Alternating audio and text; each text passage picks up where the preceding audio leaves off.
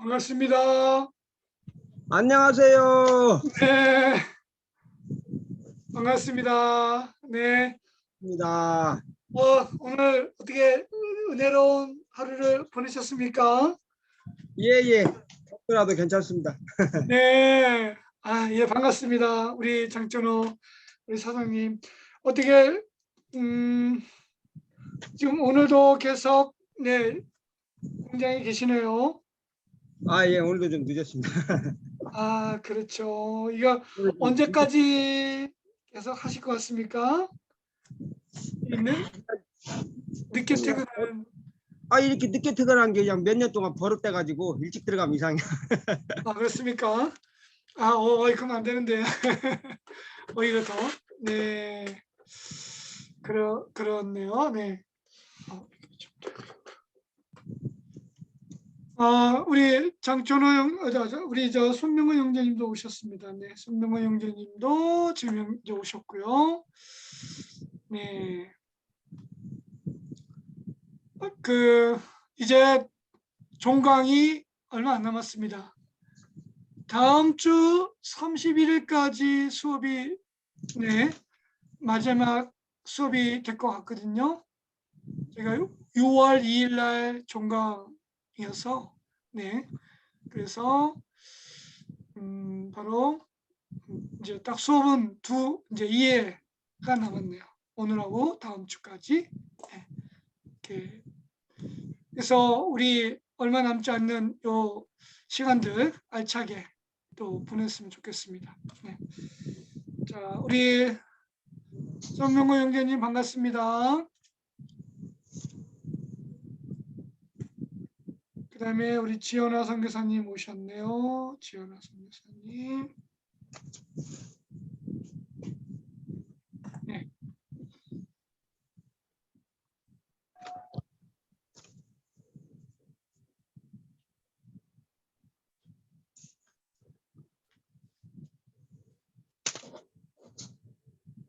자, 반갑습니다. 지연아 선교사님. 예, 안녕하세요. 할렐루야.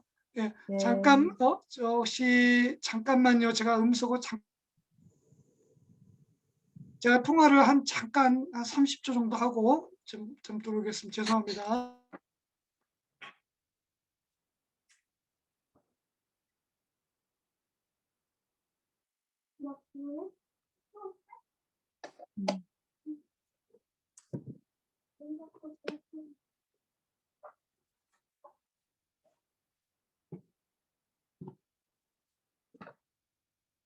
누나,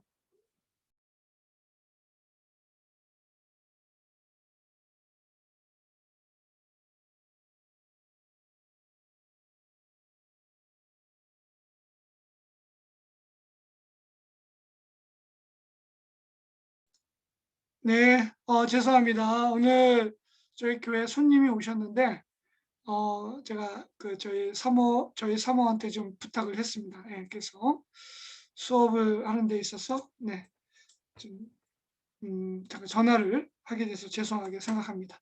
자, 우리, 다 음소거를 해제해 주시고요. 네. 자, 우리 아름답고 낭낭한 목소리를 다 듣고 싶은데, 우리, 손명호 형제님 반갑습니다. 네. 그리고 우리 지하나 선교사님 한 주 동안 잘 지내셨죠? 네. 우리, 그렇게 하고, 자, 우리 손명호 형제님 어떻게 보내셨습니까? 한 주 잘 지내셨죠? 예, 잘 지냈습니다, 목사님. 네, 잘 지냈습니까? 네, 네. 반갑습니다. 네. 자, 오늘 우리 수업 우리 진행하도록 하겠습니다. 네, 자, 우리 한번 기도하고 진행을 하겠습니다. 자, 제가 기도하겠습니다. 좋으신 하나님 아버지, 오늘 하나님의 은혜 속에서 보호받고 또한 하나님의 사랑과 인도하심 속에서 오늘 이렇게 귀한 베드로 전서 말씀을 나눌 수 있는 시간을 우리에게 주신 것 감사합니다.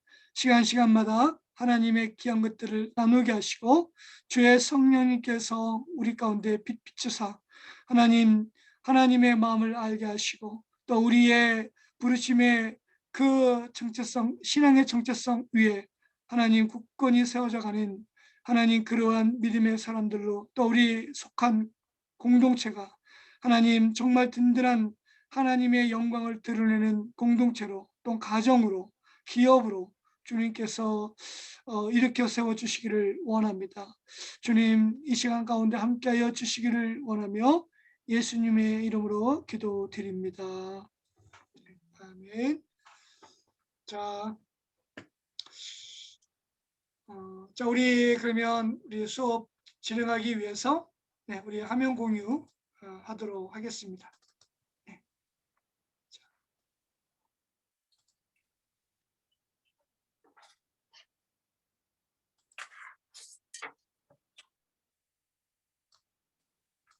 자, 우리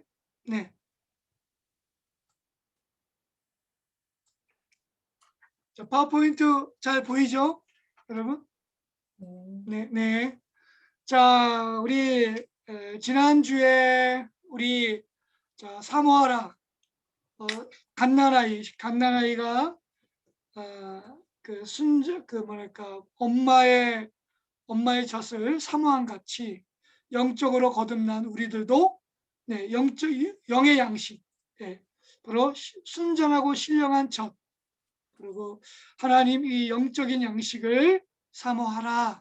이거에 대해서 우리 이렇게 말씀을 나누었습니다. 저는 이 말씀 속에서 그 시편 27편 내가 여호와의 집에 살면서 여호와의 아름다움을 바라보며 그의 성전에서 그를 사모하는 것이다. 사모하는 것이라 이렇게 이 말씀을 생각을 하면서 저희 안에 영적인 목마름, 갈급함 이런 것들이 내 안에서 일어나고 그러면서 하나님의 얼굴을 구하는 그런 삶이 될 수 있도록 늘 그러한 기도하고 또 말씀 속에서 묵상을 하며 지냈습니다. 자, 여러분 지난주에 나눴던 은혜들 생각하면서요. 자, 오늘 이제 이 생명, 이 자라나는 이 갓난아이가 젖을 사모한 같이 영적인 젖을 사모해야 한다라고 이제 베드로가 얘기한 그 메타포, 이 은유에 이어서 오늘 이제 4절부터 이제 시작을 하게 될 텐데요. 이제 4절은 말 그대로 거룩한 집의 메타포의 은유에 대해서 이제 말씀을 이어나가고 있습니다. 우리 4절부터 8절까지 4절부터 8절까지 한번 읽겠습니다. 자, 우리 누가 손명원 형제님 4절 5절 그 다음에 지하라 선교사님 6, 7절 한번 읽어주시죠. 우리 다 그 음소거 해제해 주시고요. 우리 손명원 형제님 한번 자, 손명원 형제님부터 4절 5절 한번 읽겠습니다. 몇 장이 2장 베드로전서 2장 4절과 5절.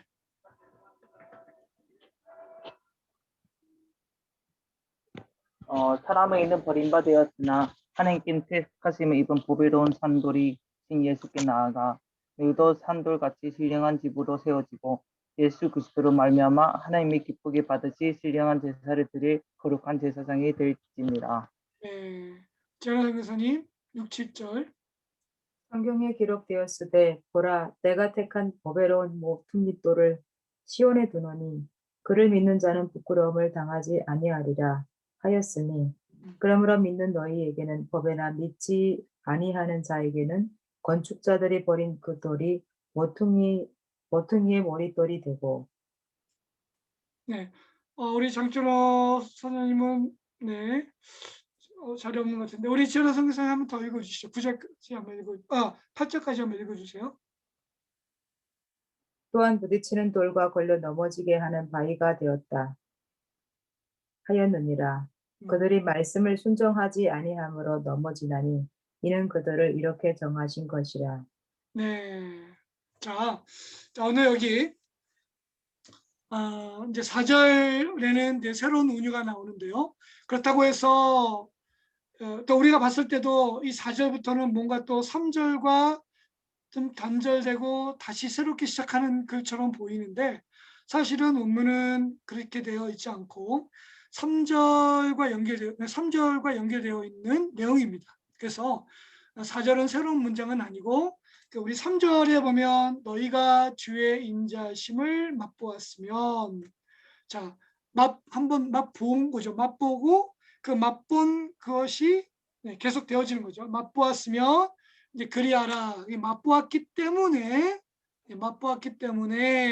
그래서 이제 4절에 산돌이신 예수님께 나아가라, 이런 권면의 말씀을 좀 하고 있습니다. 여러분, 나아간다는 거, 예수께로 나아간다. 이 의미는요, 계속 그 일을 진행하고 있는 의미로 쓰여지는 단어입니다.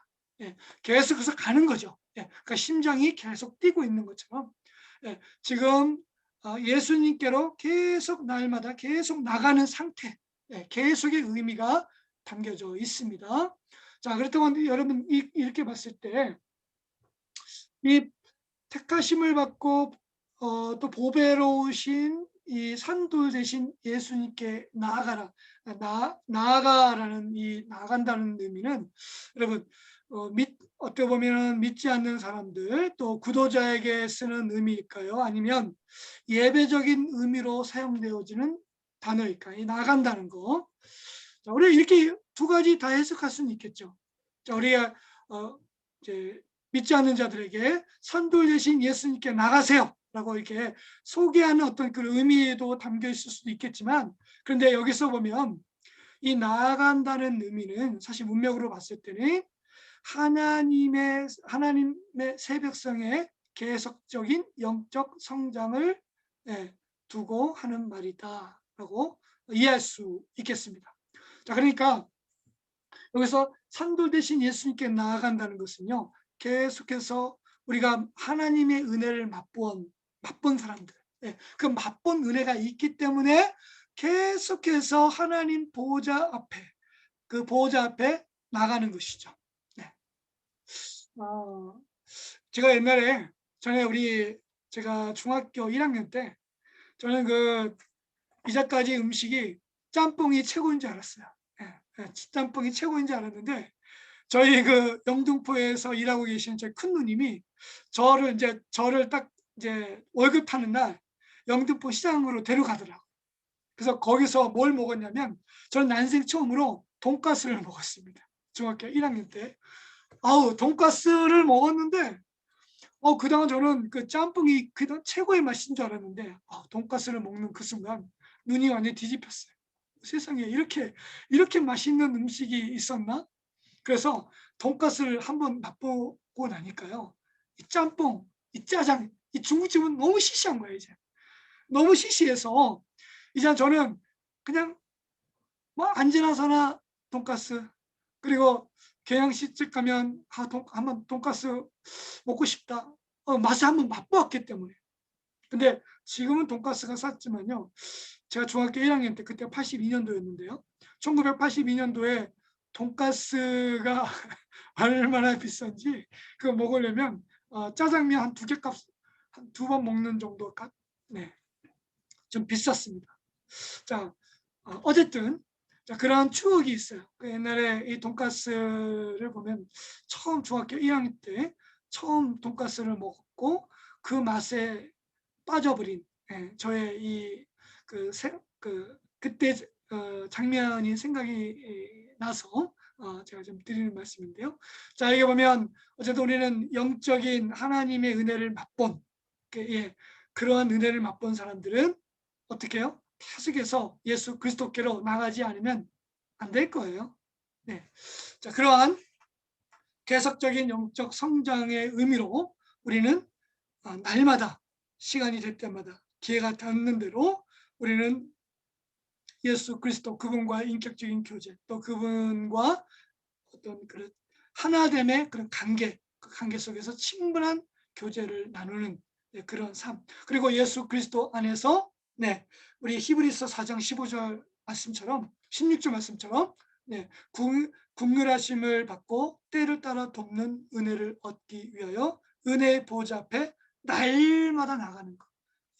그래서 정말 여러분 기도하는 사람들은 기도하라고 해서 뭐 기도가 되는 게 아니고 기도의 맛을 맛보아야만 누가 뭐라고 해도 정말 기도의 단을 쌓을 수 있고 또, 새벽 기도든 철야 기도든 어떤 기도든 또 그렇게 기도의 자리에 나갈 수 있고요. 또 찬양을 드리는 것도 찬양의 은혜를 맛보아야만 또 그런 찬양의 깊은 곳으로 좀 갈 수 있겠죠. 자, 어쨌든 우리는 예수 그리스도께로 날마다 나가는 거, 날마다 그분과 만나는 거. 네, 주일만 만나서는 너무나 그것은 너무나 짧죠. 네, 어쨌든 매 시간마다 그런 주님과의 그런 만남, 그런 교제, 네, 그것이 하나의 은혜죠. 그리고 그것을 가능하게 하시는 그 보혜사 성령님께서 우리 가운데 오셔서 우리로 예수 그리스도의 말씀을 기억나게 하시고 또 우리를 거룩하게 하시고 예수 그리스도의 사랑 안에 거할 수 있도록 우리를 도와주시는 분, 성령님이시죠. 네. 그래서 이 성령 충만함을 받는다는 건 예수 그리스도의 임재 속에서 그분과 교제할 수 있다는 거죠. 네. 자, 그래서 이 우리가 나아가는 대상, 당연히 바로 주님, 바로 산돌, 산돌로 표현되어 있는데 영어로는 리빙스톤이죠. 네, 우리 그 아프리카 선교사에 유명했던 리빙스톤도 여기서 자기 이름을 딴 걸로 알고 있는데, 자, 이 산돌 대신 그 예수님. 네. 자, 근데 여기서 여러분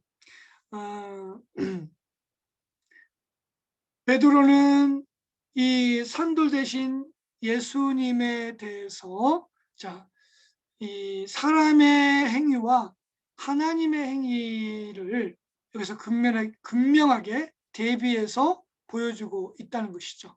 자, 우리 한번 4절 한번 볼까요? 4절 본문에 보면 사람에게는 버림바가 되었다 그랬습니다. 자, 사람의 인간의 행위는 자, 바로 생명의 주가 되시는 우리의 구원자가 되시는 예수님을 보지 못하고 발견하지 못함, 알지 못함으로 그래서 그냥 버렸다는 거죠. 이게 인간의 행위입니다. 자, 여러분 여기서 이 버렸다는 헬라의 언어는요. 이것을 아주 면밀하게 살펴보았다는 거예요. 이게 쓸모가 있는 건지 쓸모가 없는 건지 면밀히 따져보았다는 거예요. 그 면밀히 따져보아서 이거 쓸모없네 하고 그냥 버리는 거예요. 이건 아무런 가치가 없네. 뭐 도움이 될 것 같아서 가지고 와서 가만히 찬찬히 바라봤는데 검토해 봤는데 나에겐 필요 없네 하고 실망을 하고 버리는 거. 네. 그런 언어로 사용되어졌습니다. 그래서 인간의 행위는 예수님을 그렇게 아무런 의미 없이 버렸다는 거예요. 네. 가치 없다. 가치가 없네. 아무런 쓸모가 없네 생각하고 버렸대요. 예수님을. 자, 그렇게 버렸는데 그렇지만 하나님의 행위는 뭐였습니까? 그렇지만 하나님께서는 그 돌을 택하셨다. 두 가지의 용어가 나오는데 첫 번째는 택하셨고 두 번째는 보배롭게 여기셨다. 보배롭게 만드셨다. 자, 택하시고 보배롭게 만드신 그 산돌, 그 돌을 살아있는 돌로 만드셨다. 바로 그분이 예수님이시다. 네, 이렇게 얘기를 끌어가고 있죠. 자, 여러분 여기서 우리가 이제 나눠야 될 게 뭐냐면 베드로는 이 베드로전서 전체 내용에서 예수 그리스도와 또 그를 믿는 성도들의 관계를 아주 잘 비유해서 이야기를 끌어나갑니다. 자, 예를 들어서 예수님의 성도들의 고난에 대해서 얘기할 때 먼저 예수님의 고난을 얘기하고요. 그 예수님의 고난은 이러한데 하물며 당연히 이처럼 우리 믿음의 성도들도 그 고난에 참여하고 주님의 고난과 함께한다. 그래서 예수님과 성도를 한 몸, 하나로 이끌어 나갑니다. 자, 반대로 또 성도를 먼저 이야기하고 그 성도의 삶, 그 성도의 위치, 성도의 가치, 이 성도의 그 모든 것들을 예수 그리스도와 또 연결하죠. 네, 그래서 여기 보면 그리스도를 통한 강력한 동질성, 아이덴티, 성도들의 아이덴티, 이 정체성을 굉장히 강조하고 표현을 많이 합니다. 네, 많이 하는 것들을 보게 되는데요.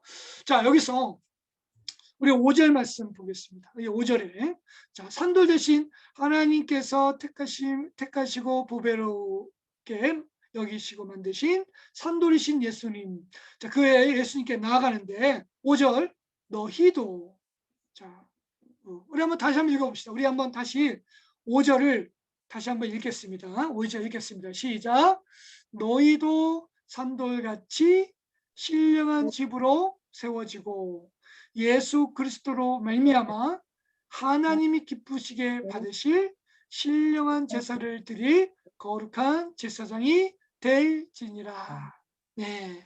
자, 여기서요. 다시 한번 여기서 인간의 행위와 하나님의 행위의 대비를 여기서 이제 다시 한번 이게 보여주고 있습니다. 자, 그러면서 이 5절에서의 이 산돌은 자, 바로 누굽니까? 네, 4절은 예수님을 얘기하지만 5절은 너희도 예수를 믿고 예수 그리스도 안에서 예수님과 하나 된 바로 성도들은, 그렇죠? 성도들은 똑같이 예수님처럼 산돌로 여겨라. 의미가 담겨져 있죠. 자, 왜 이렇게 썼을까요? 자, 너희도 산돌같이 신령한 집으로 세워지고 그렇게 되어 있습니다.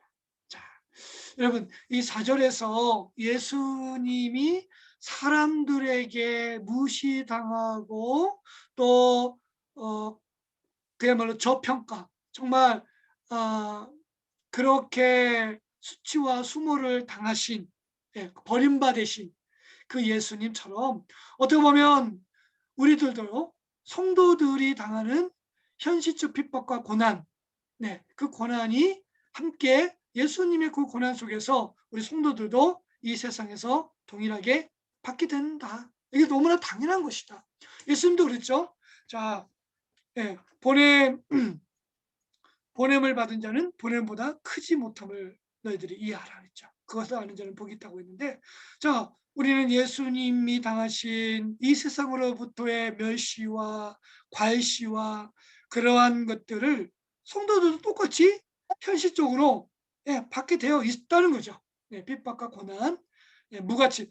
정말 우리는 그렇지 않은 사람들이지만 세상은 우리를 무가치하게 아무 쓸모없다라고 예수님을 버렸던 것처럼 우리도 교회 공동체도 그렇게 함부로 대하고 또 말을 듣지 않고 한다는 거죠. 자, 그렇지만 중요한 건 이거예요. 그렇지만 그 속에서도 우리들이죠. 예수를 믿는 우리들은 하나님의, 아까 예수님이 택하시고 보배로운 산돌로 여김을 받았다고 했는데, 예수 믿는 우리들도 하나님의 택하시고 보배로운 자들이 되었다는 것을 지금 이 베드로는 이야기하고 싶었던 거죠. 그래서 4절과 5절은, 자, 4절은 예수님이 산돌 되신 예수님을 먼저 얘기하고, 그리고 그 산돌 되신 예수님처럼 오늘 예수님 안에 있는 우리들도 그렇게 현실 세상적으로는 그런 낮은 평가를 받지만 실상은 사실은 우리는 하나님을 택하시고 보배로운 자들이다. 여러분, 이 말씀 속에서 여러분 위로를 얻습니까? 네. 우리 안에 그런 자긍심과 그러한 찬양과 감사가 있어야 되겠죠. 너무나 당연한 거예요. 네. 자, 그래서 세상 사람들이 이 찬양 기억나는데요. 이 세상 사람 날 몰라줘도, 이 노래에 있었던, 참 많이 불렀던 것 같아요. 이 세상 사람 날 몰라줘도 나 주님께서 나를 사랑하시고 나를 존귀히 여기시고 나를 아껴주신다면 난 그것으로 만족하고 행복하고 감사하며 살겠어요 라는 이 노래 찬양이 있는데요. 자, 우리는 어떻게 보면 그러한 자들이죠. 자, 이러한 애들이 또 우리 성경 어디 곳곳에서도 발견할 수 있는데, 여러분 우리 사도행전에도 보면 이 바울이 로마로 자기가 고소당했을 때 그것을 이제 항소하기 위해서 로마 법정으로 가기 위해서 배를 타죠. 배를 타는데 처음에 꿈속에서 보니까 바울이 풍랑을 만날 것 같은, 너무 위기에 빠질 것 같은 얘기를 그런 마음이 들어서 백부장과 선장에게 얘기를 합니다. 백부장이 얘기를 합니다. 이 배 출발하지 않는 게 좋겠다. 그렇지만 백부장은 누구의 말을 듣습니까? 바울의 말을 듣지 않고 그래도 유능하고 그래도 이 경험이 많은 선장의 말을 듣죠. 선장의 말을 듣습니다. 그건 당연히 뭐 그럴 수도 있는 거죠. 그래서 선장의 말은 괜찮다. 우리가 항해해도 별 문제는 없을 것 같다. 그 얘기를 합니다. 그리고 나서 이 백부장은 바울의 이야기보다 선장의 말을 듣고 출항을 합니다. 그러나 정말 아니나 다를까 야굴라 이 태풍을 만났을 때 그들이 정말 위기에 빠졌을 때 이제는 백부장이 누구의 말을 듣습니까?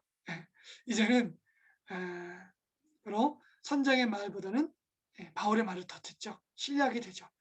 자, 어떻게 보면 우리들의 이 믿음의 사람들도 이 세상에서 우리가 복음 안에서 하나님의 이 말씀을, 이 진리의 말씀을 소유한 자들로서 우리 이 땅에서 믿음의 사람들로 사는 가운데서 세상 사람들이 우리를 함부로 판단할 수 있을지 모르지만 사실은 우리는 하나님으로부터 택하심을 받고 또 하나님으로부터 보배롭게 여겨지는 그러한 귀한 하나님의 자녀라는 사실. 자, 그래서 이 8절에서 보면 이 8절 또한 부딪히는 돌과 걸려 넘어지게 하는 바위가 되었다 하였느니라. 그들의 말씀을 순종하지 아니함으로 넘어지나니 이는 그들을 이렇게 정하신 것이다. 그래서 그들이란 것은 이제 이 세상에서 그리스도를, 예수님과 또 그 예수님을 따르는, 예수님을 믿는 그러한 자들을 핍박하는 자들을 이제 그들이라고 하는데, 그러한 세상의 이런 핍박자들과 분명한 구분을 짓습니다. 그래서 9절에 그러나 너희는 이라는 이 말씀으로써 그러나 너희는 하나님으로부터 뭔가 특별한 예정하심을 통해서 택함을 받은 우리 믿음의 사람들은 역전의, 그야말로 이 세상에서 역전의 삶을 살아가는 그런 아주 뭐랄까요? 아주 드라마틱한 역전을 늘 경험하면서 살아가는 승리하는 그리스도인들이다. 그래서 이것들이 이제 베드로전서 4장 12절과 14절에서 이것을 다시 한번 이제 언급을 하게 됩니다. 자, 그러면 다시 한번 우리 5절로 가서요. 자, 이 산돌들인 이 성도들, 이 성도들, 리빙스톤, 이 산도들인 성도는 무엇을 위한 산돌들인가? 자, 5절에게 찬찬히 5절을 보면요. 자, 우리 주동사, 자, 우리 한 단락에 한 절에서 중요하게 봐야 될 게 동사라고 있고요. 주동사가 이 구절을 여는 핵심이라고 했습니다. 자, 그럼 이 5절에 이 주동사는 뭘까요? 바로 산돌같이 신령한 집으로 세워진다 할 때 너희는 세워진다, 세워져 가고 있다라는 이 말이, 이 부분이 주동사입니다. 그래서 너희는, 우리들은 계속해서 예수 그리스도께로 나아가고 또 계속해서 그분 안에서 어떻게 해요? 지어져 가고 있다. 지어져 가고 있다. 자, 그러면 지어져 가고 있는데 무엇으로 지어져 가고 있느냐? 신령한 집으로 지어져 가고 있다. 자, 우리는 예수 그리스도 안에서 산돌로서 신령한 집으로 세워져 가고 있는 것이죠. 자, 근데 이 신령한 집으로 세워져 가고 있는데 그 세워져 가고 있는 그 신령한 집, 그것은 바로 성령님이 거하시는 성도들의 공동체다라는 것을 이 5절에서 말씀하고 있죠. 자, 신령한 집이라는 것은 뭐겠습니까? 성령이 거하시는 성도들의 공동체, 코이노니아, 교회죠. 우리 교회들, 이 성령의 역사가 일어나고 성령의 이런 열매들이 나타나고 성령의 인도하심과 가르침 속에서 서로 교제하고 떡을 떼고 그리스도의 사랑을 나누는 사랑의 공동체, 이게 신령한 집이죠. 자, 이러한 공동체 안에서 우리는 계속 세워져 가고 있습니다.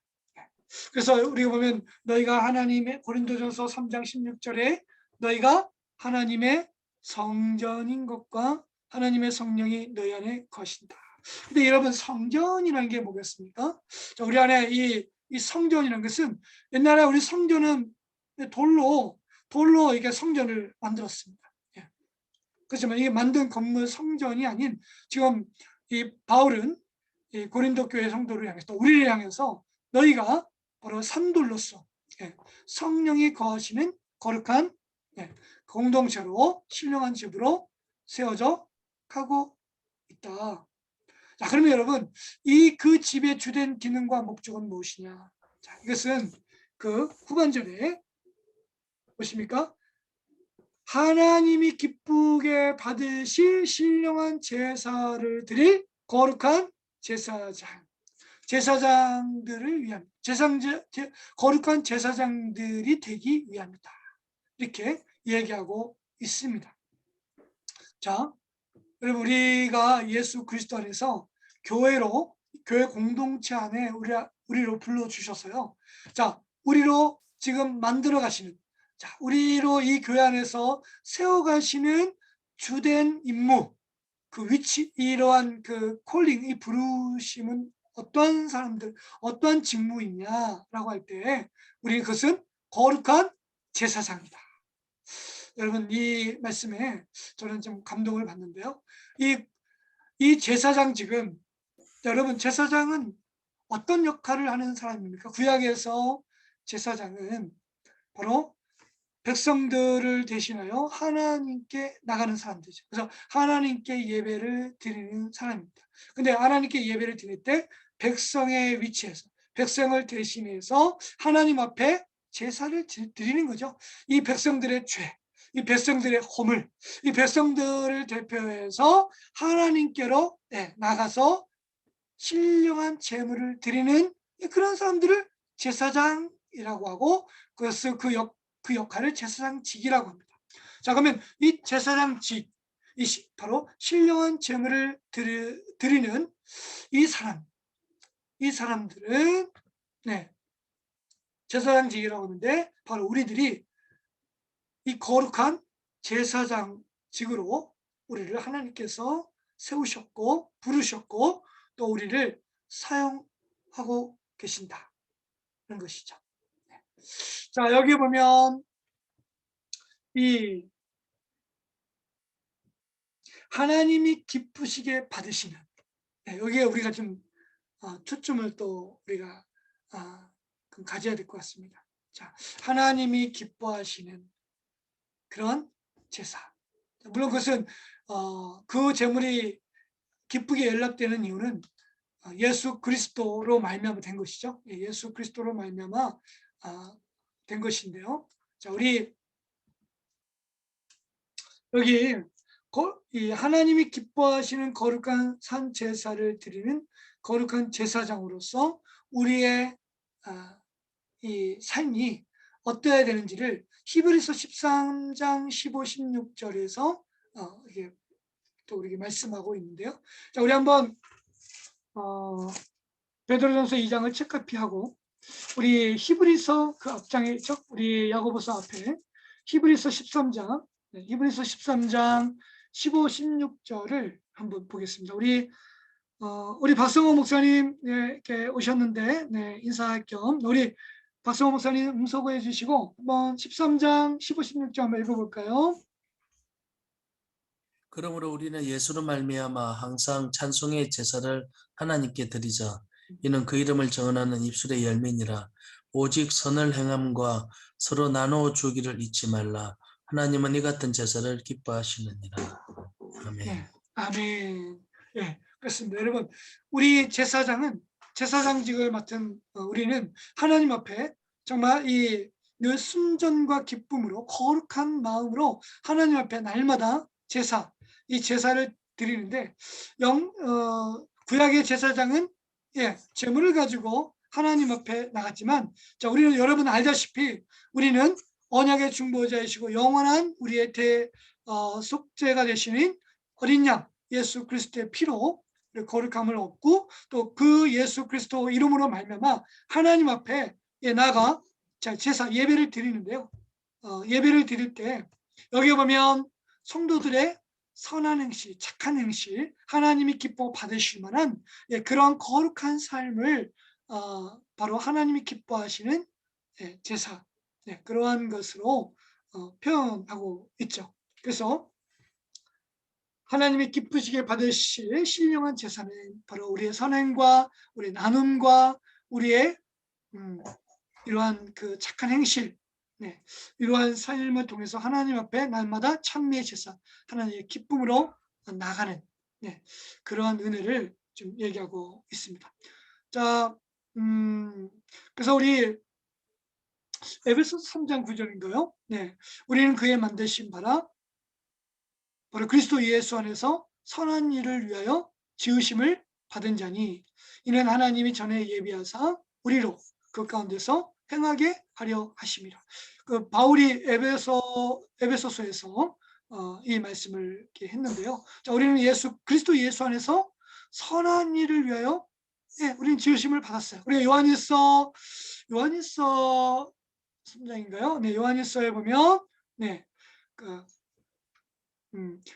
하나님께로서 난 자마다 죄를 범치 아니하나니 이는 하나님의 말씀의 씨가 우리 안에 거하기 때문이다. 그래서 저도 범죄치 아니하는 것은 하나님께로서 났기 때문이다. 이렇게 얘기를 했는데요. 자, 우리는 예수 그리스도로 말미암아 우리 안에서 그 선한 말씀으로 말미암는 그런 그 선한 행실을 하도록 그렇게 새롭게 지어졌고, 그렇게 우리로 산돌로 신령한 하나님의 사람으로 만들어가는 그런 은혜를 갖고 있습니다. 자, 그래서 여기 보면 세상 속 교회의 모습에서 베드로는 이것을 얘기하고 강조하고 싶었던 거죠. 자, 우리 개개인 성도들의 거룩한 삶의 행실에 기반을 둔 거룩한 성도들의 공동체가 이 세상 속에서 구별된 제사장 공동체임을 지금 보여주고 있다는 거죠. 그래서 이 공동체의 정체성은, 아이덴티티 정체성은 철저히 예수 그리스도와 연결되는 거죠. 예수 그리스도와 연결되지 않는 이러한 종교, 공동체는 결코 교회라고 할 수 없습니다. 분명히 예수 그리스도와 연결되어야만 되는 것이고요. 자, 그리고 그리스도의 고난과 영광의 패턴을 동일하게 따르는 공동체, 교회 공동체죠. 우리 믿음의 사람들입니다. 자, 그래서 세상 속에서는 핍박과 수치의 공동체이지만 하나님에 의해서는 택하시고 보배롭게 된 존귀와 영광의 공동체이다. 이거 정말 우리가 크게 아멘해야 될 것 같습니다. 자, 여러분, 우리 자신을 미운 오리로 생각하지 말고 우리 안에 정말 백조같이 우리 안에 참된 존귀와 영광, 택함을 받은 예수 그리스도 안에서 썩지 아니하고 더럽지 아니하고 쇠하지 아니할 놀라운 하나님의 기업을 받은 하나님의 존귀하고 보배로운 자다. 이것을 항상 잊지 말아야 될 것 같고요. 이것을 우리가 갖고 있을 때 이 세상에서 당당하게 살아갈 수 있겠죠. 세상 가치 기준이 아니죠.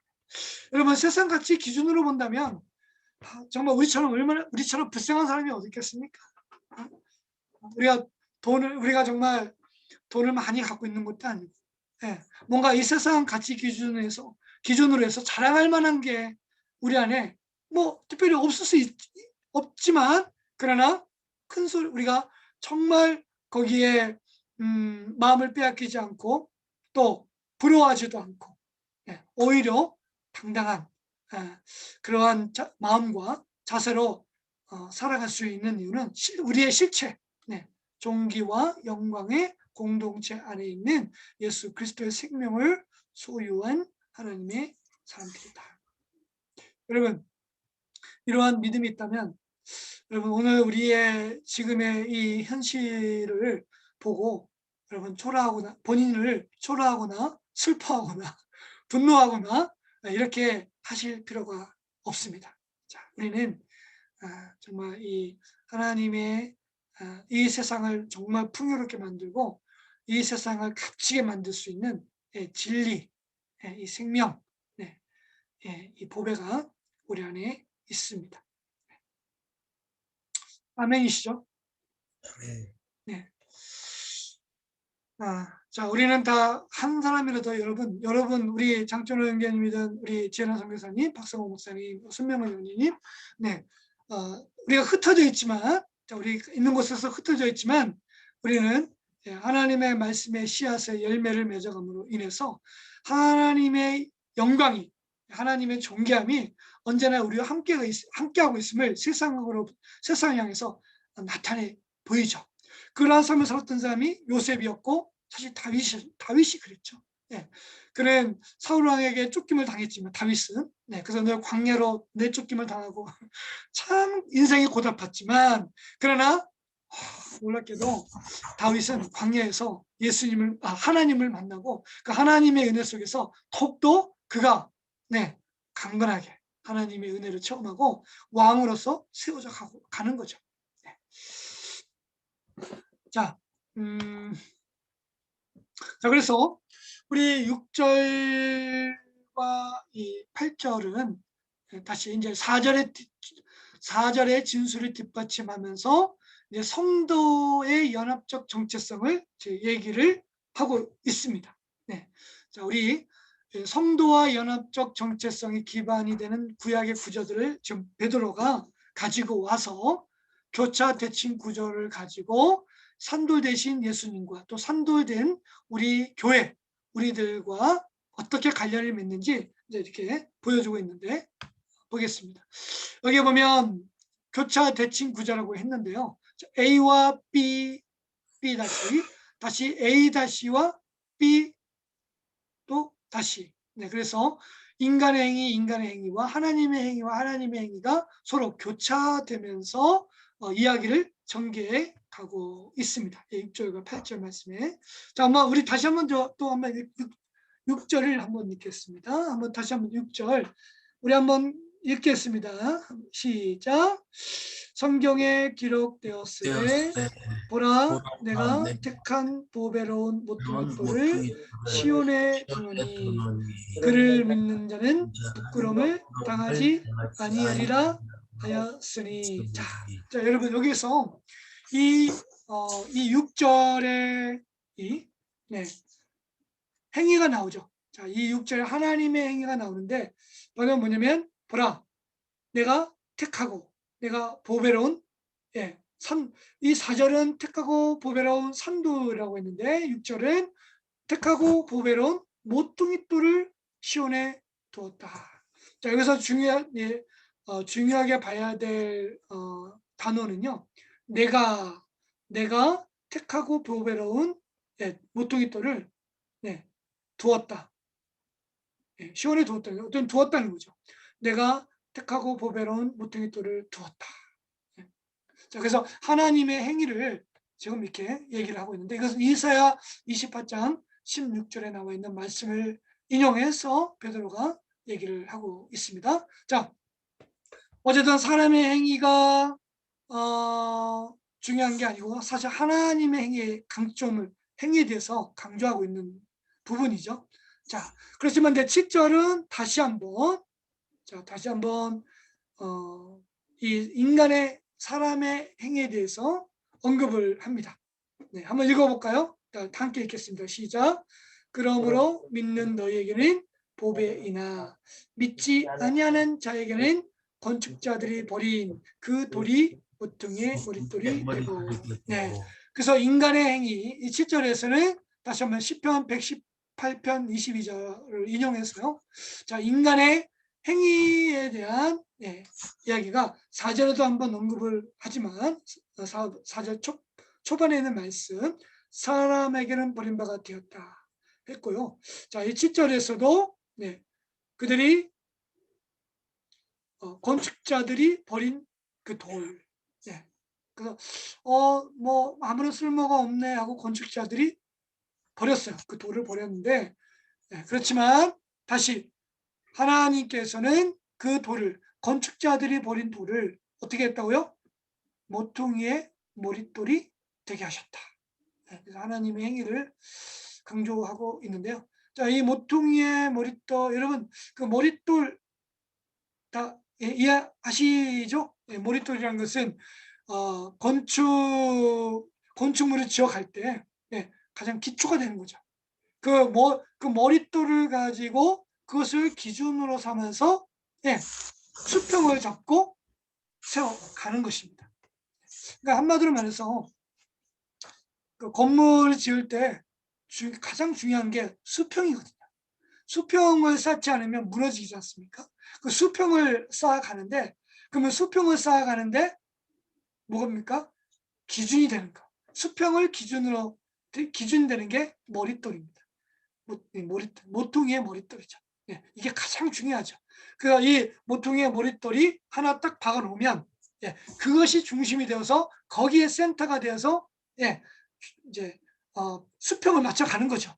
수평을 계속 맞춰가면서 건물이 그 머릿돌을 중심으로 해서 쌓아갑니다. 자, 그러면 우리는 저희는 저와 여러분은 모퉁이의 머릿돌 대신 예수님이 기준이 되어서 우리가 한 몸, 이렇게 한 건물 안에서 이렇게 세워져 가는 거죠.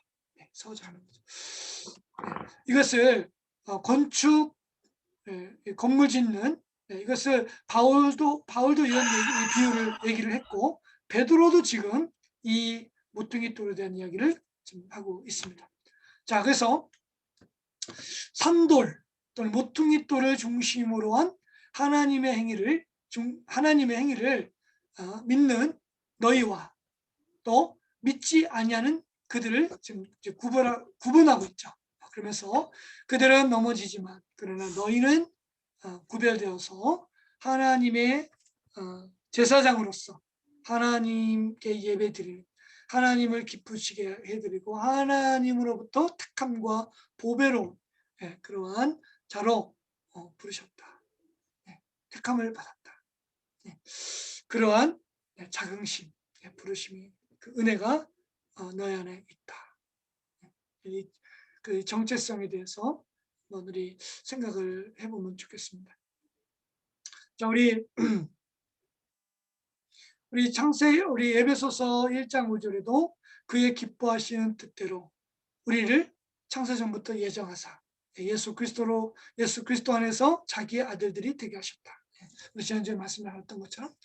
자, 그래서 우리로 항상 하나님의 택함을 정말 이 사랑받는 자로서 우리가 하나님으로부터 그렇게 인정함을 받은 그런 자들이다.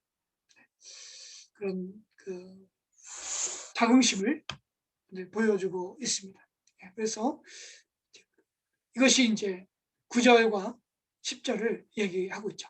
자, 우리 한번 9절과 10절을 다시 한번 또 우리 한번 읽겠습니다. 우리 9절과 10절 한번 읽겠습니다. 시작.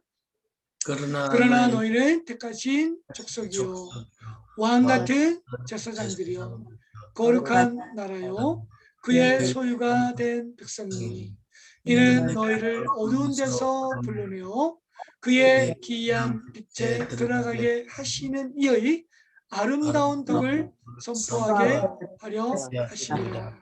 너희가 전에는 백성이 아니더니 이제는 하나님의 백성이요 전에는 긍휼을 얻지 못하였더니 이제는 긍휼을 얻은 자니라. 네. 자, 여기서 너희 자, 너희는 바로 하나님의 택하시고 하나님께서 보배롭게 만드신 바로 우리들이죠. 우리들의 새로운 신분, 이 새로운 신분에 대해서 소개하고 있는데 4가지의 종교로운 타이틀을 보여주고 있습니다. 여기에 대한 모티브는 출애굽기 19장 6절 시내산 언약에서 자, 하나님이 이스라엘 백성에게 10계명을 주면서 자, 내가 언약을 맺죠. 너희가 이 계명을 지켜 순종하면 내가 너희가 이 열방을 향해서 나의 거룩한 나라가 되고 제사장 나라가 되고 나의 소유된 백성이 될 것이다 라고 언약을 맺었던 거 여러분 알 수 있을 것입니다. 자, 이 이사야 43장 20절에도 보면 하나님의 택한 백성 이스라엘에 대한 언약을 맺은 하나님과 이스라엘 백성의 특별한 관계를 표현하고 있죠. 네. 그래서 우리 이사야 43장 7절인가요? 물은 내 이름을 일컫는 자, 곧 내가 내 영광을 위하여 창조한 자를 오게 하라. 내가 그들을 내가 지었고 만들었느니라. 이렇게 말씀을 하셨는데, 자, 이렇게 하나님께서 이스라엘 백성을 사실 택하셨고, 그죠? 이 택하신 은혜. 저는 이게 이 택하신 은혜는 정말 우리가 말로 이게 얘기하지만 이게 은혜죠. 택함을 받았다는 게 은혜이죠. 은혜이고요. 그래서 너희가 그 은혜로 인하여 믿음으로 말미암아 구원을 얻었나니 이것이 너희에서 난 것이 아니고 행위에서 난 것이 아니고 라고 했죠. 그러므로 하나님께서 우리를 택하셨다. 예수 그리스도 안에서 택하셨다. 여러분 이것만큼 더 큰 선물이 어디 있겠습니까? 네. 이 택함을 받지 못한 사람들은요 정말 하나님을 알지 못하더라. 아무리 뭐 똑똑하고 많이 배우고 뭘 열심히 해도 결국 하나님을 알 수가 없어요. 근데 우리가 하나님을 안다는 거, 우리가 하나님이 기쁘신 뜻을 알고 그렇게 살아갈 수 있다는 거, 저는 하나님의 먼저 택하신 은혜가 있었기 때문인 거죠. 그 택하신 은혜가 우리 안에 있습니다. 그 택하신 은혜가 있고요. 그 부르심과 택하심에는 하나님이 후회하심이 없다고 하셨어요. 자, 택하셨고, 그 다음에 우리는 제사장, 왕적인 제사장직을 가진 자들이다. 네.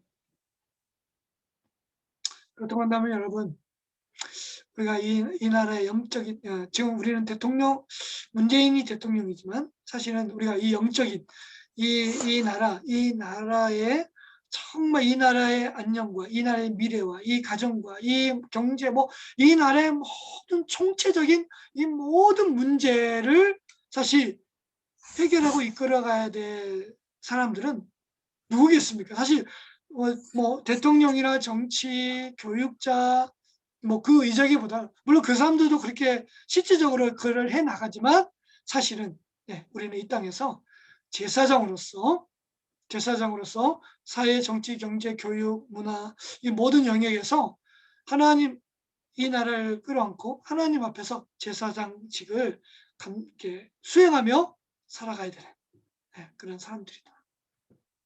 그리고 거룩한 나라, 그 다음에 하나님의 소유된 백성으로 하나님께서 우리를 택하고 부르셨다. 자, 이 4가지의 정기로운 타이틀을 우리에게 주셨다고 베드로는 얘기를 합니다. 자, 그리고 나서 자, 이렇게 부르신 목적이 있죠. 우리가 그렇게 4가지의 신분을 타이틀을 주신 목적이 있는 새 백성으로서 해야 될 일은 뭐냐? 하나님의 아름다운 덕을 선포하게 하려 함이라고 했습니다. 자, 이게 하나님의 아름다운 덕. 이 하나님의 아름다운 덕이 뭐겠습니까? 자, 그 하나님은 우리를 부르셨는데 하나님의 부르심을 따라 너희의 확실한 변화들이 있다.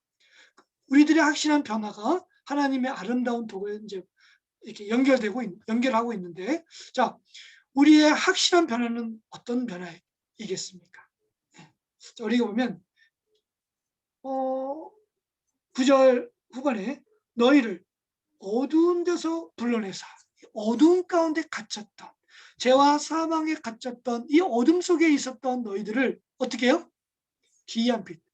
그러니까 이 기이한 빛이는요, 그냥 빛이 아니고 아주 광대하고 아주 특이하게 아주 거룩한, 아주 특별한, 네, 그런 거룩한 빛. 네, 아주 신기하고 거룩한 이 빛과 이렇게 대조를 시키고 있습니다.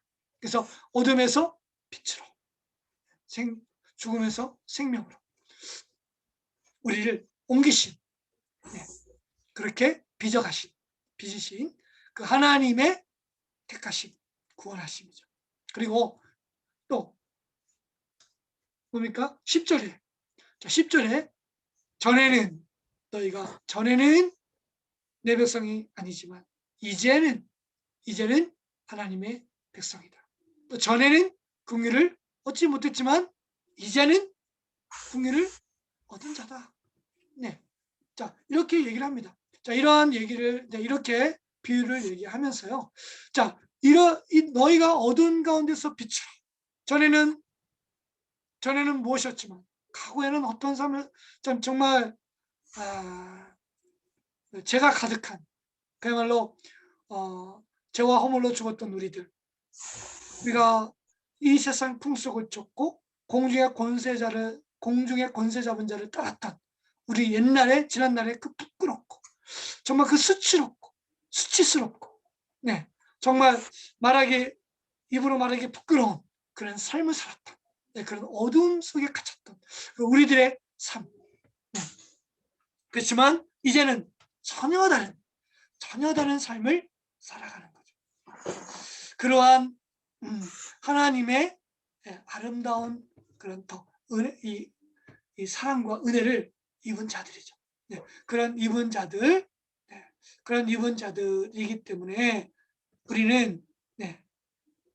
우리들은 입으로 선포하는, 여기서 선포라는 것은요, 입으로 선포하는 것도 포함되지만 여기에는 그의 삶의 양식대로 선한 행실, 아가스트로페, 그리고 선한 행실, 선한 삶의 모습으로 너희를 그렇게 어두운 가운데서 빛으로, 전에는 국민함을 얻지 못했지만 국민함을 받은 자로, 그렇죠? 이 또 백성이 아니었지만 이제 하나님의 당당한 백성으로 살아가는 하나님의 택함과 보배로움을 받은 우리들의 삶 속에서 당연히 삶의 거룩한 변화, 그런 모습으로 살아가는 것이 마땅하다는 것이죠.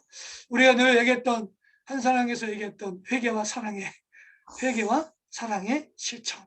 우리가 말로만 하나님 앞에 회개했다고 말로만 하는 것이 아니고 회개에 합당한 열매. 이 세례 요한도 그 부분을 강조했죠. 네. 회개에 합당한 열매를 맺어야 한다는 거 분명히 강조를 하고 있고요. 자, 우리가 하나님의 아름다운 덕을 선포해야 된다는 것은 바로 입으로만 아니고 바로 우리의 삶의 모습으로. 그래서 베드로, 우리 그리스도인의 인격, 정직, 성실, 네 번째, 다섯 번째, 정직과 성실에서, 자, 우리가 그랬죠. 사도행전 24장 16절, 이것을 인하여 나도 하나님과 사람을 대하여 항상 양심에 꺼리낌이 없기를 힘썼다. 베드로가 얘기했어요. 바울이 얘기했어요. 바울이 오직 믿음으로 구원을 얻는다라고 외쳤던 바울도, 그러나 이 자기를 변하는 이 총독 앞에서, 네, 나도 이것을 이 산자와 죽은 자의 부활을 얘기하면서, 네, 바로 이 부활 때문에 나는 항상 양심에 꺼리낌이 없는 그러한 삶을 살았다고 얘기하고, 또 시편 119편 128절에 보면, 그러므로 이것을 인하여 나도 범사의 주의 법도를 바르게 여김으로 내가 모든 거짓 행위를 미워한다라고 이렇게 고백했던 것처럼, 어떻게 보면 우리의 모든 삶 속에서, 네, 전에는 이 거짓말을 자연스럽게 하고 또 나의 유익을, 내 욕심을 따라, 우상을 따라 그랬던 삶을 살았던 우리들, 그렇지만 이제는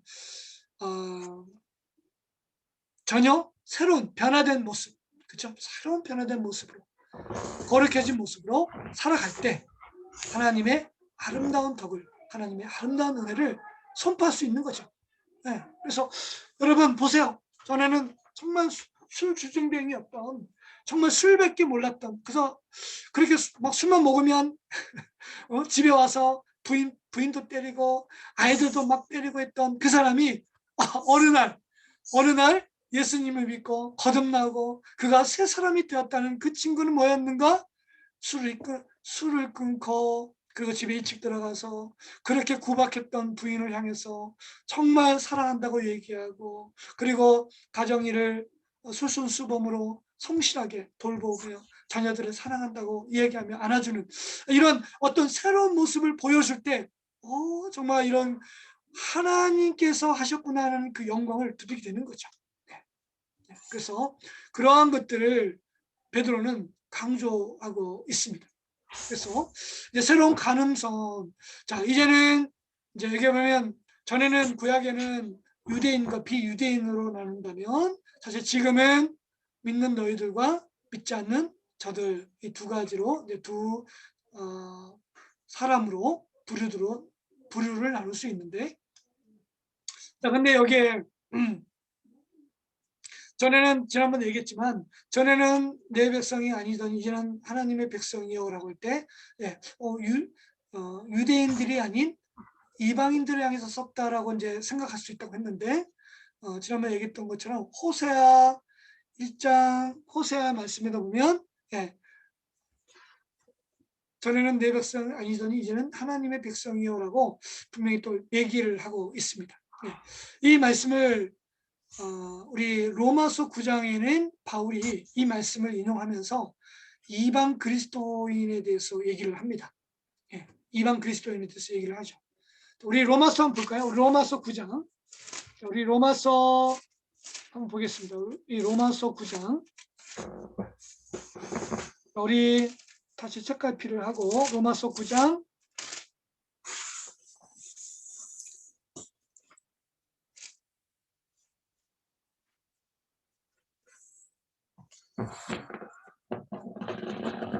자 25절, 9장 25절 이제 보면요. 자 24, 25절, 26절. 자 한번 읽겠습니다. 한번 읽어볼까요? 네. 이 그릇은 우리니 곧 유대인 중에서뿐 아니라 이방인 중에서도 부르신 자니라. 호세아의 글에도 이르기를 내가 내 백성 아닌 자를 내 백성이라, 사랑하지 아니한 자를 사랑한 자라 부르리라.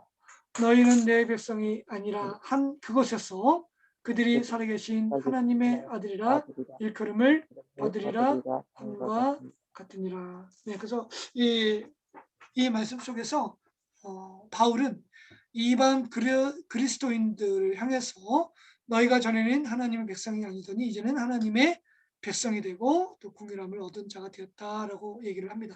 자 그런데 이 베드로 사도는 이 10절에서 이 대상을 사실은 유대인과 믿지 않는 우리 이방 그리스도인 두 모두를 대상으로 썼다라고 보여집니다.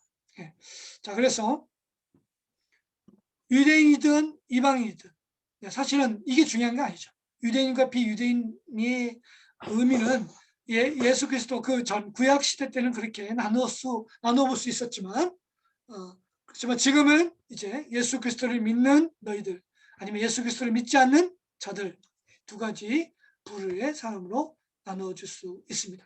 자 그러면서 이제 11절과 12절로 복귀하면서 권면으로 돌아갑니다. 그러면서 다시 한번 나그네 칭호를 사용하고 있는데요. 자, 우리 한번 11, 12절을 읽겠습니다. 자, 11절, 12절 또 한번 읽겠습니다. 시작. 사랑하는 자들아, 거류민과 나그네 같게 너희를 권하노니 영혼을 거스려 싸우는 육체의 정력을 제어하라. 너희가 이방인 중에서 행실을 선하게 가져 너희를 악행한다고 비방하는 자들로 하여금 너희 선한 일을 보고 오시는 날에 하나님께 영광을 돌리게 하려 합니다. 네, 그렇죠. 자, 그래서 이 아까 우리 얘기했던 왜 우리가 하나님의 기이한 하나님의 아름다운 덕을 선전하는 그런 당연한 그 일들을 자, 오늘 이 12절에서 다 겉면으로 나오는 거죠. 그 조건 겉면에 대해서 이야기를 하고 그리고 그에 대한 이제 11절, 12절 얘기를 마무리 짓습니다. 자, 그러면서 나그네로 얘기를 합니다. 자, 우리는 이 세상에서 나그네입니다. 나그네. 정말 이 나그네라는 것은 이 세상의 목적지가 아니고 우리의 목적지는 따로 있죠. 우리의 영원한 본향 예수 그리스도가 앉아 계신 그 거룩한 그 보좌, 그 거룩한 곳을 향해서 가는 사람들이죠. 근데 놀라운 것은요. 그렇다고 하면 우리가 이 세상에서는 어떤 존재라고 했습니까? 왕 같은 제사장에 정말 왕 같은 제사장으로 지나가는 거예요. 그들이 우리를 왕으로 뭐 인정하지 않고 제사장으로 인정하지 않으려고 해도 그렇지만 우리는 왕 같은 제사장으로 우리는 부르셨고 이 세상에서 그렇게 살아가도록 우리를 그렇게 인도하세요. 어디를 향해서? 예수 그리스도 보좌 가운데 계신 그 거룩한 곳, 우리를 위하여 예비하신 곳, 그것을 향해서 걸어가는 거죠. 나그네입니다. 나그네. 그래서 이 베드로 전서를 정말 사람들이 그토록 좋아하는 이유 중에 하나가 바로 우리를 택하셨고 우리를 나그네로 부르시. 나그네. 이 나그네는 이 단어를 베드로 사도가 쓰는 부분이 사람들에게 감동을 주고 있는데요. 자, 그러면서 권면한 내용을 들여다봅시다. 이 권면한 내용을 들여다보면 11절에 자, 너희를 권하노니 너희 영혼을 거슬러 싸우는 육체의 정욕을 제어하라. 자, 육체의 정욕을 제어하라. 이 제어라는 것을 우리는 그냥 운전대 컨트롤, 핸들을 잡고 뭐 이렇게 왼쪽 오른쪽 뭐 제어하라 뭐 이런 컨트롤의 개념으로 생각할 수 있을 것 같은데 그게 아닙니다. 여기서 육체의 정욕을 제어하라는 것은요, 사실은 컨트롤, 제어하는 게 아니고 멀리한다는 거예요. 멀리한다, 멀리 피한다 이런 것이죠. 이런 말 있죠. 똥은 피하는 거죠. 무서워서 피하는 게 아니고 더러워서 피하는 거죠. 똥은 더러워서 피하는 겁니다. 그런 것처럼 육체의 정욕, 이 육체의 정욕을 주는 것들은 그냥 그것을 가지고 내가 절제하고 내가 제어해야지 이러면 이게 생각처럼 쉽지 않습니다. 그냥 멀리하는 것밖에 없습니다. 그래서 난 술 먹으면 난 이제 술 안 먹어야지. 난 예수 믿기 때문에 난 술 안 먹을 거야. 나는 음란한 것도 안 볼 거야. 나는 어떤 목사님은 뭐 이렇게 여성도 혼자 사는 집에 신방하면 안 된다고 하는데 난 그래도 나는 뭐 제어할 수 있어. 나는 이제 뭐 이런 거 제어할 수 있는 능력이 있어 하고 그러면서 뭐 제어할 수 있다는 생각 속에 움직이면 사실 우리는 육체의 정욕을 이길 수 있는 그런 사람은 사실 많이 없습니다. 다윗도 그래서 넘어졌고요. 사실 이걸 제어한다기보다는 사실은 이 원문의 말씀처럼 그냥 더럽게 생각하고 멀리 피하는 게 상책인 거죠. 상책인 겁니다. 누구 옛날에 흔한 말로 담배를 끊는 것보다 더 현명로운 방법은 더 좋은 방법은 바로 담배를 아예 배우지 않는 것이다. 담배를 아예 안 하는 것이 더 현명한 것이다. 이렇게 얘기를 합니다. 그런 것처럼 육체 정욕은 멀리하는 게 좋다. 그래서 육체 욕망을 멀리하라. 그러면서 이 욕망들의 성격에 대해서 얘기하는데요. 이 욕망들은요, 우리 영혼을 거슬러 싸우는 존재들이다라고 얘기하고 있습니다. 자, 여기 보면 이 영혼을 거슬러 싸우는 육체의 정욕이라고 있습니다. 그러니까 여러분 이 육체의 정욕은요 정말 대단합니다. 저도 이 농사를 짓고 있는데요. 정말 이 잡풀을요. 내가 막 제거를 하면 돌아나면 비하고 나면 또 나. 그래가지고 이 옛말에 아무리 부지런 농부도 자풀을 이길 수 없다는 거예요. 이제 박성호 목사님도 농사 지으면서 이걸 경험하시죠. 예. 끊임없이 나옵니다. 긁어도 또 나고 또 나. 이게 정력이에요. 정력. 육체적 욕망 정력이에요. 이 정력은요, 특징이 뭐냐? 영혼을 거슬러 싸운대요. 이 싸운다는 것은 헬라어로, 영어로 보면 배틀이에요. 배틀. 예, 전쟁이에요. 전쟁. 예, 전쟁인데 어떤 전쟁? 끊임없이 공격해오는 적들의 공격. 적의 공격이죠. 끊임없이 공격해오는 적들. 이런 의미가 담겨져 있어요. 그래서 맨날 싸움을 걸어오는 거죠. 싸움을 걸어오는 거예요. 그래서 이 골리앗이 이스라엘 백성 군대 앞에서 자꾸 싸움을 걸어오는 것처럼 자꾸 이 싸움을 걸어오는 것. 자, 그래서 우리의 영혼을 늘 불안하게 하고 참 답답하게 하고 고통스럽게 만드는 것. 육체적 욕망이에요. 그 욕망들이 계속해서 끊임없이 흘러나와요. 네. 그 다윗도 넘어졌지 않습니까? 이 부분에 대해서. 잘 나가다가 어느 한순간에 끊임없이 오는 욕망을 한순간에 실수로 잠깐 넘어진 거죠. 뭐 다윗뿐만이겠습니까? 네. 자, 이렇게 이런 영적인 싸움, 네, 이것을 끊임없이 우리가 공격해 온다. 그래서 어떻게 해요? 베드로는 늘 얘기하죠. 깨어 있어야 한다. 깨어 있어야 한다. 왜? 끊임없이 하여튼 어떤 기회만 닿으면 기회가 닿는 대로 우리를 넘어뜨리고 우리를 삼키고 우리를 죽이기 위해서 그렇게 끊임없이 공격해 오고 있기 때문이죠. 육체적 욕망은 그런 것입니다. 그래서 늘 깨어 있어야 한다. 성령으로 깨어 있어야 하고 늘 하나님 말씀 앞에서 무장되어 있어야 되는 거죠. 네. 그렇지 않으면요, 이 육체의 정욕을 제어할 수 있는 게 우리 안에 사실은 부족하고 힘듭니다.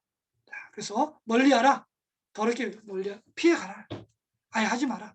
그래서 아까 얘기했던 대로 여자 혼자 있는 여성도님 집에 목사님 혼자 가는 거 위험하죠. 그런 멀리하는 거, 안 하는 거예요. 아예 가지 않는 거예요. 네. 그러니까 조심하는 거예요. 그리고 내가 나는 뭐 음란한 거 안 봐야지. 그렇게 하면 안 됩니다. 그냥 멀리 피하는 겁니다. 아예 그 기회를 안 만드는 겁니다. 그게 지혜로운 방법이에요. 그래서 언제나 영적인 싸움에서 우리는 언제나 멀리 피하고, 그리고 우리 공격해오는 그들을 향해서 그냥 도망가는 게, 멀리하는 게 산책이다. 자, 그래서 믿는 자들은 1장 15절에 따라서 그 행실을 선하게, 곧 부르심에 합당한 삶의 양식을 삶으로 인해서 그 결과는 하나님께 영광을 돌리는.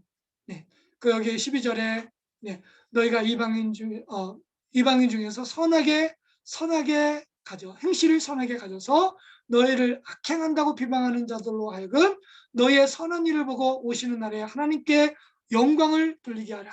하나님께 영광을 돌리기 위함이다. 그리고 비방자들을 부끄럽게 하기 위하여 너희 행실을 언제나 선하게 가질 필요가 있다. 그렇게 살아야 한다. 자, 그래서 비방자의 부당한 비방이 있죠. 비방자의 부당한 비방. 뭐예요? 너희를 악행한다. 여러분 이거 이해가 되나요? 자, 예수님을 안 믿는 세상 사람들은요, 거룩하고 의롭게 살아가려고 하는 사람들의 삶을 보고 악행한다고 얘기하는 사람들이 많다는 거죠. 어떻게 보면 그것이 이해 부족에서 비롯된 경우가 있는데, 지난번 얘기했던 것처럼, 자, 그리스도인들이 모여서 공동체에서 그들의 순전한 마음으로 음식을 먹으면서, 여러분 이 잔은 우리 주님의 피입니다. 이 잔은 우리 주님의 살입니다. 이 주님의 떡과 피와 살을 먹고 마십시다 하고 딱 먹는데 밖에서 세상 사람들이 야, 이상하다, 저 사람들 식인종 아니냐, 저 사람들 이상하다고 비방을 하죠. 네, 뭔가 이해 부족인데요. 네, 그래서 우리를 악행한다고, 우리는 선한 의도로 생각하고 행하는 건데 세상 사람들이 그걸 모르고 이해가 부족해서 악행한다고 합니다. 예를 들어서 이런 거죠. 또 우리 주일날 이 사실 코로나 전국 속에서 사실 여러분 우리가 교회에서, 그래 이게 참 말하기 조심스럽지만 참 이렇게 함께 모여서 우리가 사실 기도하고 코이노니아 좀 교제 나누고 싶고 그렇지만 세상 사람들은 이제 그것을 모이지 말라고 했는데 왜 교회에서 자꾸 모여가지고 이게 뭐 만들어내느냐 막 그런 얘기를 뭐 이렇게 합니다. 그래서 우리 교회를 악하다고 하죠. 악하고 뭐 이런 비방의 말들을 합니다. 네. 그리고 제사 지낼 때 우리가 제사를 안 지내 제사 지내는 건 귀신에게 행하는 것이고 우상 앞에 절하는 거 조상 앞에 제사 지내는 거 이거 아름답지 않습니다라고 전하면 세상 사람들은 뭐라고 합니까? 이 조상도 몰라보고 이 부모도 몰라보는 이 불효막심한 뭐 이렇게 우리를 매도하는 그러한 일도 우리가 사실 경험 많이 하죠. 그래서 뭔가 하나님의 뜻대로 하나님의 선하신 의도대로 우리가 살려고 하는데 세상 사람들은 우리를 악행한다고 보는 거. 그렇지만 그렇다고 해도 사실은 우리는 어떻게 합니까? 선한 행실을 잊지 않고 그들을 향해서 같이 비방하지 않고 저주하지 않고 우리 복을 빌어주고 예수 그리스도의 사랑으로 섬기고 그들을 축복하고 하는 그러한 선한 행실을 통해서 그들 머리에 숯불을 만들어내고 숯불을 대는 정말 그들 부끄러움을 당하는 그러한 일을 갖도록 하는 그런 삶. 그것은 이제 이 주제는 다시 4장 1절에서 6절에 다시 연결되어 나타나는데 어쨌든 그래서 겉면으로서의 11절과 12절은 우리 가운데 베드로가 너희의 선한 행실 착한 그런 삶을 통해서 하나님께 영광을 돌리고 그리고 언제나 나그네와 같이 너희의 너희 영혼을 거스리는 이 육체의 정력을 멀리하고 피하고 가까이 하지 말라. 이거에 대해서 강조하고 있습니다. 그래서 이제 시간이 여러분과 함께 이게 강의를 하면 1시간 20분이 후딱 지나가는 것 같습니다. 우리 한번 숨가쁘게 다가왔는데요. 우리 한번 좀 나누고 싶은 거, 우리 이게 말씀 오늘 여기까지 강의를 하고요. 한번 좀 나누고 싶은 거 있으시면 한번 또 나누도록 하겠습니다. 궁금하신 거, 잠깐만요. 이거를 다시 공유 중지. 다시 온 상태로 돌아가고 왔습니다.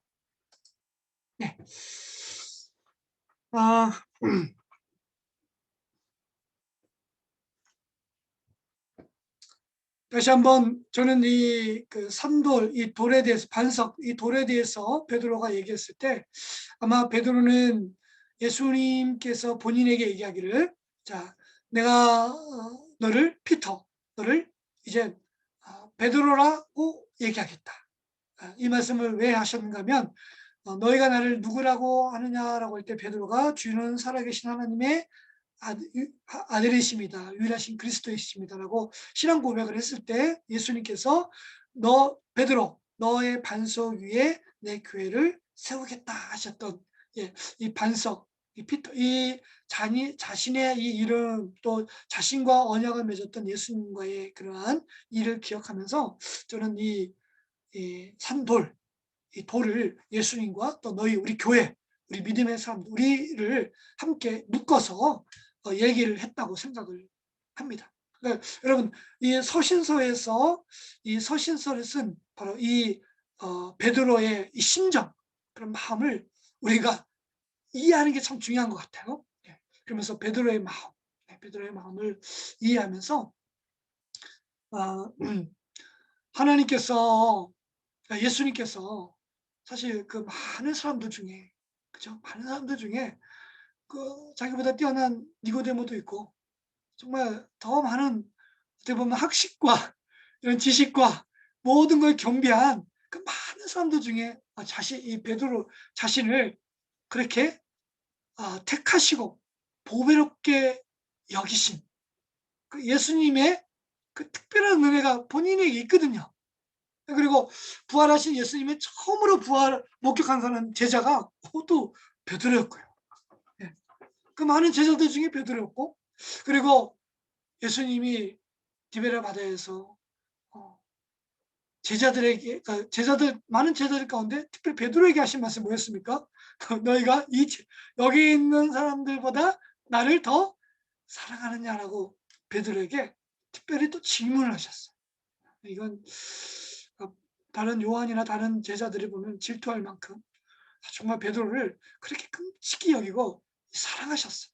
근데 그런 통일한 그 택하심과 사랑이 사실 예수님께서 오늘 우리도 베드로를 그렇게 아끼고 사랑하신 것처럼 우리를 그렇게 아끼고 사랑한다는 여러분 그 믿음이 우리 안에 있기를 원합니다. 지금 베드로는 이것을 강조하고 있는 것 같아요. 그래서 베드로를 세우시고 베드로를 사랑하셨던 예수님의 그 불꽃 같은 눈동자가 오늘 동일하게 우리 장천호 사장님이나 우리 박성호 목사님이나 손명원 형님이나 우리 지원 선교사님 저나 정말 동일하게 그렇게 뜨거운 사랑으로 우리를 택하고 보배롭게 여기고 사랑하고 계신 그리고 그것이 하나님 아버지께로부터 나온 것입니다. 그런 은혜가 제가 이 말씀을 연구하면서 준비하면서 여러분과 함께 좀 나눠보고 싶었습니다. 그래서 여러분 정말 여러분 자신에게 선포하세요. 나는 택함 받았고 보배로운 자다. 이건 정말 교만이 아니고 하나님이 우리와 맺은 복음 안에서 예수 그리스도 안에서 우리와 맺은 언약 약속입니다. 할렐루야. 저는 우리 장천호 형제님 이렇게 밤늦게까지 수고하고 있지만 저는 장천호 형제님 정말 택하심을 받고 존귀한 자, 보배로운 자, 우리 박성호 목사님도 그리고 손명원 형님, 우리 지원호 선교사님도 그렇고 오늘 우리 장천호 선교사님 오늘 집에 가면 우리 자녀들에게 꼭 이런 말씀 해주세요. 하나님이 너를 택하시고 보배롭게 여기시고 이렇게 축복해 주시고 지금 나누고 싶으신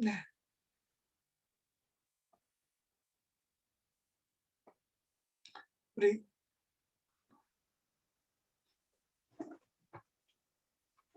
베드로가 그 어부 출신 아닙니까? 어부 출신이죠. 어부 출신인데 글쎄 제 개인적인 생각인데 그런 분이 그 짧은 사도의 그 기간 동안에 어떻게 이렇게 많은 것을 이렇게 배우게 됐을지 조금은 좀 엉뚱한 질문인지 모르겠지만 이렇게 긴 이렇게 좋은 말씀들을 이렇게 기록할 수 있었던 거는 그 성령의 힘이라 할까요? 뭐 그런 식으로 해석을 해야 될까요? 어떻게 이렇게 많은 것을 이렇게 기록하고 이렇게 그랬을지 참 좀 그런 부분이 좀 궁금합니다. 그렇죠. 그래서 제가 초반에 얘기했지만 베드로전서, 베드로후서 글을 보면서 베드로 사도가 쓴 글은 아니지 않겠느냐. 왜냐하면 어부 출신인 베드로가 이 정도의 깊은 글을 쓸 정도의 사람이었는가라고 의심을 가졌던 그러한 사람들도 신학자들도 있었던 것이 사실이었습니다. 그런데 분명히 이 저자가 베드로라고 본인이 분명히 얘기합니다. 1장 2절에 예수 그리스도의 사도된 베드로를 얘기를 합니다. 사도가 된 베드로. 그래서 이 베드로는 분명히 사도였다는 것을 이게 알 수 있고요. 그러면 그가 어부 출신으로서 또 이제 사도행전을 보면 오순절날 성령이 임하고 나서 그가 성전에서 복음을 전할 때 사람들이 깜짝 놀라면서 아니 저 사람이 그 한낱 갈릴리 바닷가에서 어부로 생활했던 그야말로 그냥 평범한 사람인데 어떻게 저 사람 입에서 저렇게 놀라운 하나님의 말씀을 선포하느냐라고 놀라워하고 궁금해했습니다. 그런데 정말 성령의 말하게 하시고 성령의 또 감동을 따라 사실은 이렇게 강하고 담대하게 외칠 수 있었다고 생각을 합니다. 그래서 그 오순절날 성령이 임할 때요, 불같은 성령이 임할 때 사실 우리 안에 그 각 성도들 가운데 분명히 하나님의 이 복음의 이 비밀, 복음의 이 언약의 말씀들이 풀어 헤쳐져서 담대하게 선포할 수 있었다고 보여집니다. 네. 그래서 방언, 이 방언으로 말할 때 정말 복음의 비밀, 복음의 그 진리 은혜들을 담대하게 선포할 수 있었던 것이었고, 그것을 이제 해석하면서 예, 오늘 이 말씀 그대로 예, 너희들이 버린 이 건축자의 버린 돌, 이 말씀 그 사도행전에서 동일하게 베드로가 설교하지 않습니까? 네, 설교를 했고, 그리고 이것이 베드로전서, 베드로후서가 베드로 사도에서 쓰여졌다는 확실한 증거는 사도행전에서 그가 설교했던 내용과 또 이 베드로전서 2장에서 나온 이 산돌, 이 건축자의 버린 돌, 이것이 동일하게 나오고 있다는 사실이죠. 네, 그래서 이 부분에 대해서 베드로는 분명하게 강하게 예,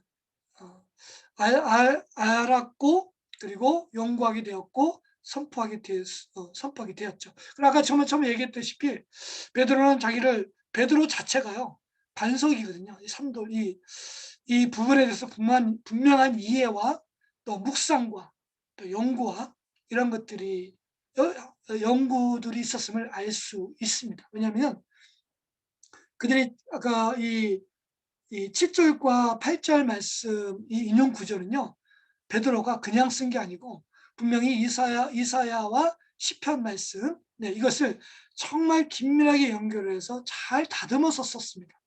그 말은 뭐냐면 베드로가 이 부분에 대해서 관심을 갖고 늘 연구 많이 했다는 거죠. 연구를 많이 했습니다.